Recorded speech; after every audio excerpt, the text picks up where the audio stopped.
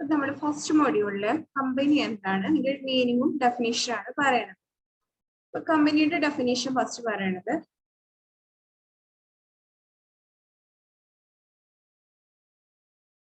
a voluntary incorporated association which is an artificial person created by law with a limited liability having a common seat and perpetual succession.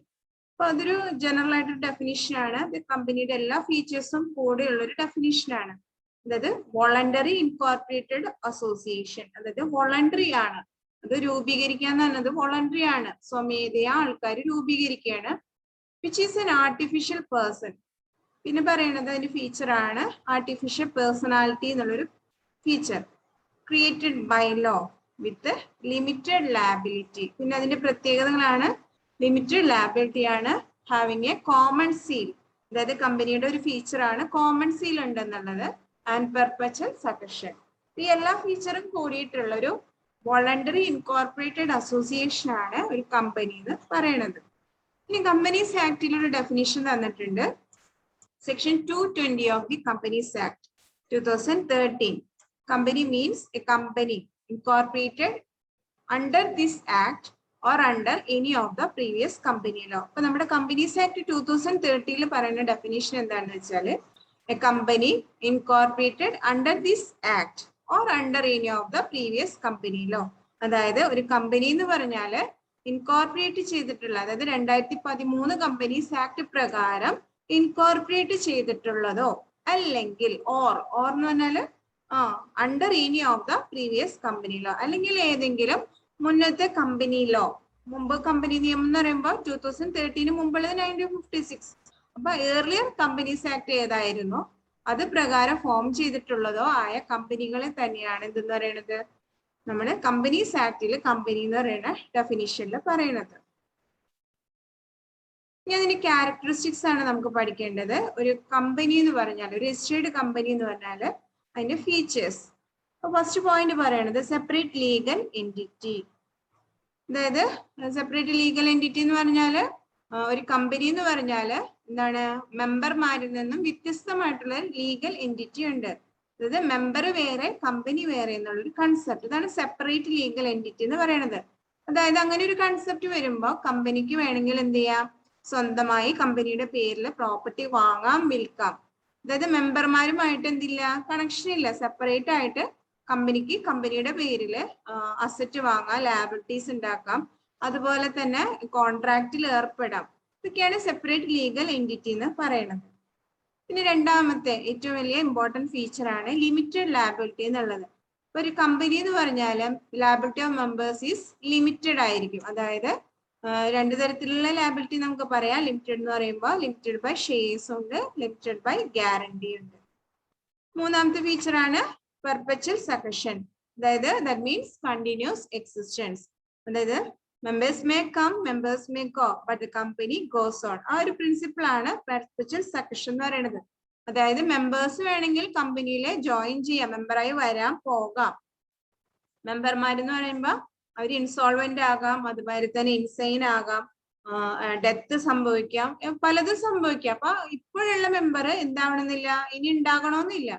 പക്ഷെ company എന്ന് പറഞ്ഞാൽ അവിടെ ഉണ്ട്, still അവിടെ തന്നെയുണ്ട്. അതായത് continuous existence കമ്പനിക്ക് ഉണ്ട്. വർഷങ്ങളോളം കമ്പനി, കാലാകാലങ്ങളോളം കമ്പനി അവിടെ തന്നെ ഉണ്ടായിരിക്കും. ഇതാണ് കണ്ടിന്യൂസ് എക്സിസ്റ്റൻസ് അല്ലെങ്കിൽ പെർപെച്വൽ സക്കഷൻ എന്ന് മീൻ ചെയ്യണത്. നെക്സ്റ്റ് ഫീച്ചർ ആണ് കോമൺ സീൽ. കോമൺ സീൽ എന്ന് പറഞ്ഞാല് ഇപ്പൊ കമ്പനി എന്ന് പറയുന്നത് എന്താണ്, ആർട്ടിഫിഷ്യൽ പേഴ്സൺ ആണ്. ഇപ്പൊ കോൺട്രാക്റ്റിലൊക്കെ ഏർപ്പെടണം. സാധാരണ ഒരു പേഴ്സൺ ആണെങ്കിൽ നമുക്ക് ഒരു ട്രാൻസാക്ഷൻ ഓതന്റിക്കേറ്റ് ചെയ്യാം, അയാൾക്ക് സിഗ്നേച്ചർ ഇടാം. പക്ഷെ കമ്പനി എന്ന് പറഞ്ഞാൽ എന്താണ്, ഒരു ഇൻഡിവിജ്വൽ അല്ല, ആർട്ടിഫിഷ്യൽ പേഴ്സൺ മാത്രമാണ്. പക്ഷെ അതിന് കോൺട്രാക്റ്റിൽ ഏർപ്പെടണമെങ്കിൽ, ആ ട്രാൻസാക്ഷൻ ഓതന്റിക്കേറ്റ് ചെയ്യണമെങ്കിൽ എന്ത് വേണം, ഒരു സീൽ വേണം. അതിനെയാണ് കോമൺ സീൽ എന്ന് പറയുന്നത്. അപ്പൊ ട്രാൻസാക്ഷൻസിനെ ഓതന്റിക്കേറ്റ് ചെയ്യാനുള്ള മാർഗമാണ് കോമൺ സീൽ എന്ന് പറയുന്നത്. നെക്സ്റ്റ് ഫീച്ചർ ആണ് ട്രാൻസ്ഫറബിലിറ്റി ഓഫ് ഷെയർസ്. ഷെയർ കൈമാറ്റം ചെയ്യാനുള്ള ഫീച്ചർ. ഇപ്പൊ കമ്പനിയിലെ മെമ്പർമാർക്ക് വേണമെങ്കിൽ എന്ത് ചെയ്യാം, ഷെയർസ് ട്രാൻസ്ഫർ ചെയ്യാം. ഇപ്പൊ പബ്ലിക് കമ്പനി ആണെങ്കിൽ എന്ത് ചെയ്യാം, ട്രാൻസ്ഫറബിലിറ്റി എന്ത് ചെയ്യാം, നടക്കും. പക്ഷെ പ്രൈവറ്റ് കമ്പനിക്ക് ആണെങ്കിൽ അവിടെ കുറച്ച് ലിമിറ്റേഷൻസ് ഉണ്ട്, ഷെയർസ് കൈമാറ്റം ചെയ്യണേ. പിന്നെ സെപ്പറേറ്റ് പ്രോപ്പർട്ടി. അതായത് നമ്മൾ സെപ്പറേറ്റ് ലീഗൽ എൻറ്റിറ്റി പറഞ്ഞു കമ്പനിക്ക് എന്ത് ചെയ്യാം, കമ്പനിയുടെ പേരിൽ സെപ്പറേറ്റ് പ്രോപ്പർട്ടി ഹോൾഡ് ചെയ്യാനുള്ള അധികാരമുണ്ട്. അതുപോലെ തന്നെ capacity to sue and be sued, കമ്പനിക്ക് വേണമെങ്കിൽ ആൾക്കാർക്കെതിരെ കേസ് കൊടുക്കാം, അല്ലെങ്കിൽ കമ്പനിക്കെതിരെയും ആൾക്കാർക്ക് കേസ് കൊടുക്കാം. കാരണം എന്താണ്, കമ്പനി എന്ന് പറഞ്ഞാൽ ഒരു ആർട്ടിഫിഷ്യൽ പേഴ്സൺ ആണ്. ഇതിനെയാണ് നെക്സ്റ്റ് ഫീച്ചർ ആയിട്ട് പറയുന്നത് ആർട്ടിഫിഷ്യൽ പേഴ്സണാലിറ്റി എന്ന് പറഞ്ഞാല്. കമ്പനി എന്ന് പറഞ്ഞാല് പേഴ്സൺ, അതായത് ജീവനൊന്നും ഇല്ല, അത് അതായത് ആസ് എൻ ഇൻഡിവിജ്വൽ അല്ല, ഒരു ഇൻഡിവിജ്വലിന്റെ പോലെയല്ല, ഒരു ആർട്ടിഫിഷ്യൽ പേഴ്സൺ മാത്രമാണ് രജിസ്റ്റേർഡ് കമ്പനി എന്ന് പറഞ്ഞാല്. അപ്പൊ ഇത്രയാണ് ഒരു കമ്പനിയുടെ ഫീച്ചേഴ്സ്.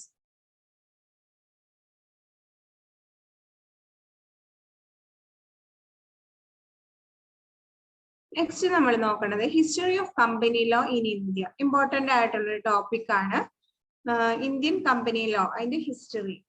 ഇപ്പൊ in India the first legislation was the joint stock companies act 1850.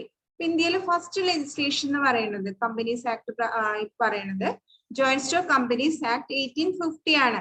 അപ്പൊ പീരീഡ് ശ്രദ്ധിക്കണം, 1850 എന്ന് പറയുമ്പോൾ അവിടെ എന്താണ്, ബ്രിട്ടീഷുകാര് ഉള്ളൊരു സമയമാണ്.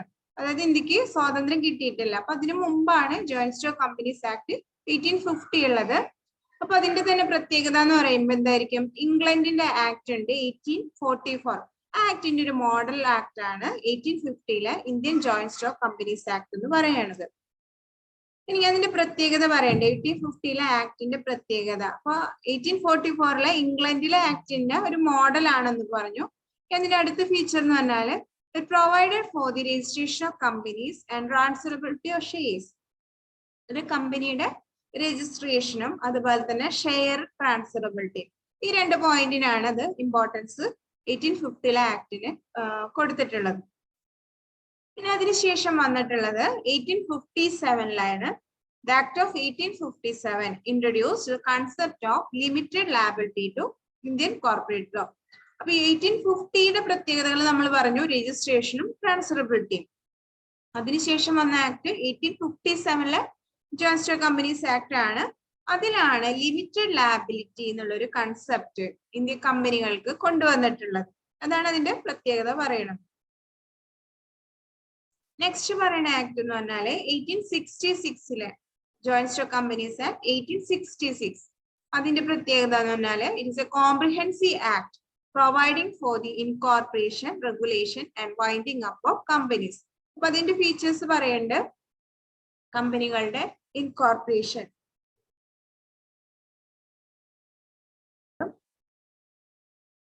അപ്പൊ 1866 ആക്ട് എന്ന് പറഞ്ഞാല് കോംപ്രിഹെൻസീവ് ആക്ട് ആണ്. അതിന്റെ ഫീച്ചർ പറയുന്നത് കോംപ്രിഹെൻസീവ് ആക്ട് ആണ്.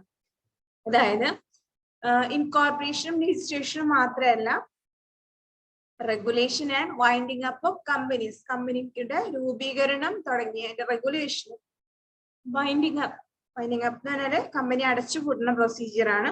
അപ്പൊ ഇതിനെല്ലാം ഉൾപ്പെടുത്തിക്കൊണ്ടുള്ള ഒരു ആക്ട് ആയിരുന്നു 1866 ജോയിന്റ് സ്റ്റോക്ക് കമ്പനീസ് ആക്ട്. ഇത്ര ആക്ട് കഴിഞ്ഞതിന് ശേഷം പറയണത് ആഫ്റ്റർ ഇൻഡിപെൻഡൻസ് ആണ്. അതായത് ഇന്ത്യക്ക് സ്വാതന്ത്ര്യം കിട്ടിയപ്പോ government of India appointed a committee of 12 members. അപ്പൊ ഒരു കമ്മിറ്റി രൂപീകരിച്ചു ഇന്ത്യൻ ഗവൺമെന്റ്. അതായത് 12 മെമ്പേഴ്സ് ഉണ്ടായിരുന്നു ആ കമ്മിറ്റിയില്. ചെയർമാൻ എന്ന് പറഞ്ഞാല് CH ബാബ ആയിരുന്നു. ഇമ്പോർട്ടന്റ് ആണ് ഈ കമ്മിറ്റിയുടെ പേര്, CH ബാബ കമ്മിറ്റി എന്ന് പറഞ്ഞാല്.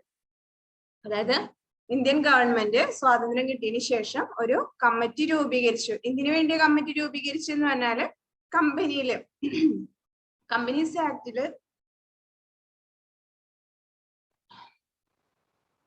ഇപ്പൊ CH ബാബയുടെ കമ്മിറ്റി കൊണ്ടുവന്നിട്ടുള്ള റിപ്പോർട്ടിന്റെ അടിസ്ഥാനത്തിലാണ് പുതിയ കമ്പനീസ് ആക്ട് 1956 വന്നത്.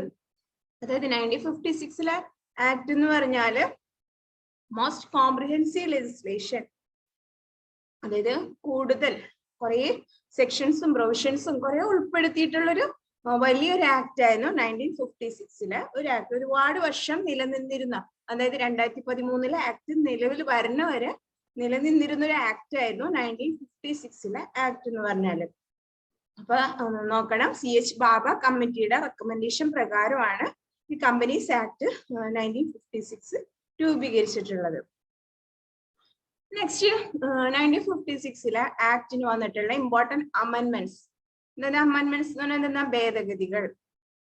കുറച്ച് ഒരുപാട് അമെന്റ്മെന്റ്സ് വന്നിട്ടുണ്ട്. നമ്മൾ കുറച്ച് ഇമ്പോർട്ടന്റ് ആയിട്ടുള്ള അമെന്റ്മെന്റ്സ് മാത്രമേ നോക്കണുള്ളൂ. ഒന്നാമത്തെ പറയണത് കമ്പനീസ് അമെന്റ്മെന്റ് ആക്ട് 1960. ഇത് ഒരു അമെന്റ്മെന്റ് ആണ് 1960. അതായത് various aspects of the company management were revised based on the recommendations of Shastri committee. അതായത് അന്നൊരു കമ്മിറ്റി ഉണ്ടായിരുന്നു, ശാസ്ത്രി കമ്മിറ്റി. അപ്പൊ ആ കമ്മിറ്റിയുടെ റെക്കമെൻഡേഷൻ പ്രകാരം കമ്പനി മാനേജ്മെന്റിന്റെ കുറെ ആസ്പെക്ട്സുകൾ, അതായത് കമ്പനി മാനേജ്മെന്റുമായിട്ട് റിലേറ്റഡ് ആയിട്ടുള്ള കുറെ കാര്യങ്ങൾ ഇത് റിവൈസ് ചെയ്തു. അപ്പൊ നോക്കേണ്ടത് എന്താണ്, 1960 അമെന്റ്മെന്റിന്റെ പ്രത്യേകത കമ്പനി മാനേജ്മെന്റുമായിട്ടുള്ള കുറെ കാര്യങ്ങൾ റിവൈസ് ചെയ്തു on the recommendations of Shastri committee. Next പറയുന്നത് കമ്പനീസ് അമെന്റ്മെന്റ് ആക്ട് 1965 ആണ്. അതായത് 5 വർഷം കഴിഞ്ഞിട്ടാണ് നെക്സ്റ്റ് അമെന്റ്മെന്റ് പറയുന്നത്. The division of object clause of the company into main and subsidiary objects was mandated by this act. അതായത് കമ്പനിയുടെ ഒബ്ജക്റ്റ് ക്ലോസ് ഉണ്ട്, memorandum of അസോസിയേഷനിൽ പലതരത്തിലുള്ള ക്ലോസ് ഉണ്ട്. അതിൽ ഒരെണ്ണാണ് ഒബ്ജക്റ്റ് ക്ലോസ്. ഒബ്ജക്റ്റ് ക്ലോസ് എന്ന് പറഞ്ഞാല് അത് മെയിൻ ഒബ്ജക്റ്റ് ആയിട്ടും സബ്സിഡിയറി ഒബ്ജക്റ്റ് ആയിട്ടും ഡിവൈഡ് ചെയ്തിട്ടുണ്ട്. ഒരു കമ്പനിയുടെ ഒബ്ജക്റ്റ് എന്ന് പറഞ്ഞാല് മെയിൻ ഒബ്ജക്റ്റും ഉണ്ട്, സബ്സിഡിയറി ഒബ്ജക്റ്റ് ഉണ്ട്. ആ ഒരു ഡിവിഷൻ കൊണ്ടുവന്നത്, കമ്പൽസറി ആക്കിയത് കമ്പനീസ് അമെന്റ്മെന്റ് ആക്ട് 1965 അതുപോലെ തന്നെ ഒരു നിയമം കൂടി കൊണ്ടുവന്നു. It also prohibited contributions to any political party or political purpose. അതായത് പൊളിറ്റിക്കൽ പാർട്ടിക്കുള്ള കോൺട്രിബ്യൂഷൻസ് അതിനെ പ്രോഹിബിറ്റ് ചെയ്യണത് കൂടെ ആയിരുന്നു കമ്പനീസ് അമെന്റ്മെന്റ് ആക്ട് 1965. പ്രോഹിബിറ്റ് ചെയ്യാന്ന് പറഞ്ഞാല് തടയിടണത്. അപ്പൊ ഇതാണ് അടുത്ത കമ്പനീസ് അമെന്റ്മെന്റ് ആക്ട് 65 പറഞ്ഞത്. അപ്പൊ ഒബ്ജക്റ്റ് ക്ലോസിനെ മെയിനും സബ്സിഡറി ആയിട്ട് ഡിവൈഡ് ചെയ്യണത് കമ്പൽസറി ആക്കിയതും പൊളിറ്റിക്കൽ പാർട്ടിക്കുള്ള കോൺട്രിബ്യൂഷൻസ് അത് പ്രോഹിബിറ്റ് ചെയ്തതുമായിരുന്നു കമ്പനീസ് അമെന്റ്മെന്റ് ആക്ട് 1965. നെക്സ്റ്റ് പറയണത് കമ്പനീസ് അമെന്റ്മെന്റ് ആക്ട് 85 ആണ്. Permitted political contributions by non government companies. അതായത് നേരത്തെ കാണുന്ന അമെന്റ്മെന്റിൽ നിന്ന് വിരുദ്ധമായിട്ട് പെർമിഷൻ കൊടുത്തു political contributions by non government companies. ഇപ്പൊ നോൺ ഗവൺമെന്റ് കമ്പനി ആണെങ്കിൽ എന്ത് ചെയ്യാം, പൊളിറ്റിക്കൽ പാർട്ടിക്കൊക്കെ എന്ത് ചെയ്യാം, കോൺട്രിബ്യൂഷൻ കൊടുക്കാം. അതുപോലെ തന്നെ the right to receive remuneration by the employees of a company was placed as the first debt in the event of winding up of a company. പിന്നെ വേറൊരു കാര്യം കൂടി കൊണ്ടുവന്നെന്ന് പറഞ്ഞാല് ഒരു കമ്പനി വൈൻഡിങ് അപ്പിന്റെ സമയത്ത്, വൈൻഡിങ് അപ്പ് എന്ന് പറഞ്ഞാല് കമ്പനി അതിന്റെ പ്രവർത്തനം നിർത്തി അടച്ചുപൂട്ടാം. അപ്പൊ ഫസ്റ്റ് ഡെറ്റ് എന്ന് പറഞ്ഞാൽ അതായത് ആദ്യം ആർക്കാണ് കമ്പനി കടം കൊടുക്കേണ്ടതെന്ന് പറയുന്നത് അവിടുത്തെ എംപ്ലോയീസിനാണ്. ആ ഒരു റൈറ്റ് കൊണ്ടുവന്നത് ഈ കമ്പനീസ് അമെന്റ്മെന്റ് ആക്ട് 85 നെക്സ്റ്റ് ആണ് കമ്പനീസ് അമെന്റ്മെന്റ് ആക്ട് 1988 പറയണത്. അവിടെ പുതിയ കാര്യം കൊണ്ടുവന്നത് role of company secretary was spelled out in clear terms. Company സെക്രട്ടറിയുടെ റോൾ, അതായത് ഇമ്പോർട്ടൻസ്.